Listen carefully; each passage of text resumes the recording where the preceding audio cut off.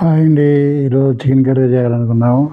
మా ఇంట్లో ముందుగా పెనం పెట్టాము, తర్వాత ఆయిల్ వేసుకున్నాము, తర్వాత చెక్క లవంగాలు వేసాము, తర్వాత టమోటాలు, తర్వాత ఎర్రగడ్డలు, తర్వాత బాగా కలుపుకోవాలి.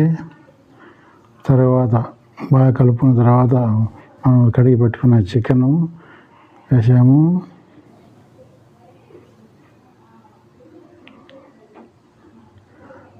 తర్వాత కొత్తిమీర వేసాము. బాగా కలుపుకోవాలి. లైక్ చేయండి, కామెంట్ చేయండి. తర్వాత కడాయిపై మూత పెట్టాము. మళ్ళీ కడాయిపై మూత తీసి ధనియాల పొడి, పసుపు, కారం పొడి, మనం మిక్సీలో కొట్టుకునే మసాలా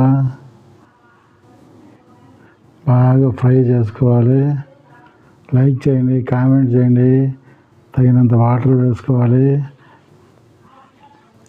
తర్వాత కొత్తిమీర వేసుకున్నాము. బాగా కలుపుకోవాలి.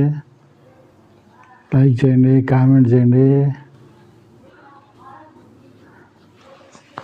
మీరు సబ్స్క్రైబ్ చేసుకోకుండా ఉంటే తప్పకుండా సబ్స్క్రైబ్ చేసుకోండి.